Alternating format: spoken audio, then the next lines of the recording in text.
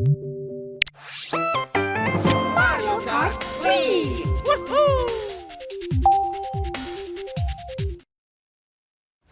Mario Kart Wii, a game of luck, skill, and unnecessary competitiveness. But what if you wanted to win at Mario Kart consistently?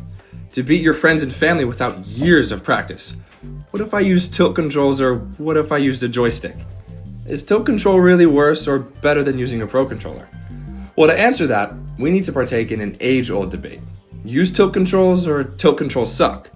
The debate has been going on as long as the game has existed. Even AI is weighing in with its opinion. We decided to use our skill of statistics and tests to see which one is the best and settle the debate for good. In case anyone doesn't know, this is the pro controller in question. Using stats terms, we set up our null hypothesis for this myth that a proportion of 70% of the time, the pro controller would yield a better result. If any of you have ever played Mario Kart, which I'm assuming most of you have, you know how chaotic it can get. But if we just want to see the pure speed based on the controller, we need to eliminate all of the chance and annoying variables to boil it all down to speed alone. To do this, we had quite the procedure. We have 8 test subjects with 32 different trials from varying genders and skill levels racing on the same courses. We had them on time trial mode to eliminate outside variables like CPUs bumping you or lucky CPU items, or maybe you getting an unlucky item. We also used the same character with the same bike, since each character and kart have many different stats, advantages and disadvantages. The character we chose was Yoshi, since Yoshi is average for weight of all of the characters, and we used his mock bike, since it prioritizes speed and also good fundamental handling. The courses we chose were Yoshi Falls and Luigi Circuit for our, quote, easier circuits, as they are simple loops. Then SNES Ghost Valley for our intermediate, since they are much sharper corners for people to slim down time on, but not for unforgiving if they miss. And there is a shortcut people could utilize if skillful enough. For our hard course, we chose Wario's Gold Mine, with many dips and weird obstacles. This would prove a challenge for many and made it easier to split apart the tilt and the pro controller times. We then had them drive the courses with the pro controller, then the courses again with the tilt controls. This will determine at multiple skill levels if you should use tilt controls or non-tilt controls on any given setting. Now the fun part, testing the myth. Of our 32 different trials with people from all ranges of skill and controller preference, the data was even more one-sided than previously thought. As stated earlier, our null hypothesis is that pro controls will be faster than with tilt controls about 70% of the time. Testing against the null with the alternative hypothesis is that mu1 is greater than mu0. First, using a 1-prop z-test with 27 successes and a sample size of 32 as our total number of trials, we get a p-value of 0.038. Now, with the p-value already indicating a certain conclusion, we then wanted to see what our confidence interval looks like to see how our parameters came out in all of these trials.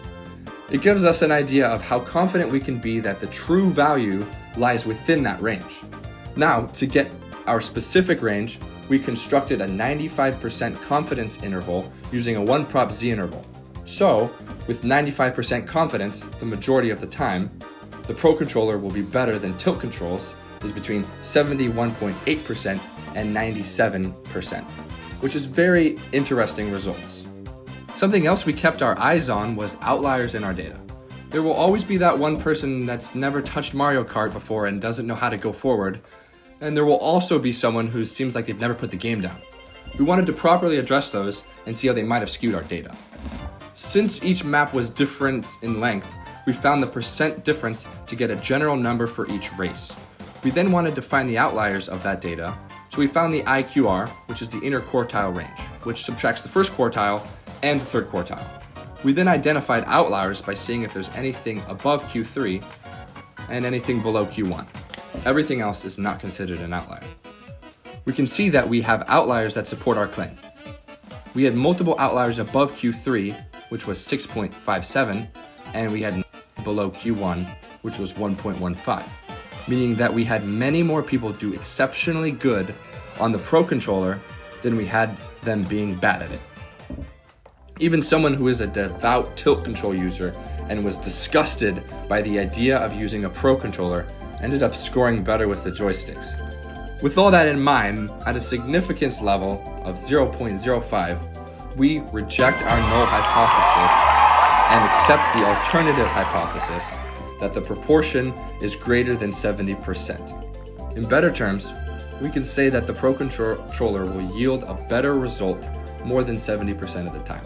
In almost every test, the Pro Controller was much better and gave better results time and time again. An extra source of error we are aware of is the learning capability of us humans. If they were confused by the map on the first time, they will not do as well, but the second time around, a strategy will be formed because there is a more fundamental knowledge of the map. If we continued this in the future, we would take this into consideration and attempt to change the testing to account for it. The age-old question has been solved. Stop using that stupid tilt controller and, according to science and statistics, get yourself a Pro Controller.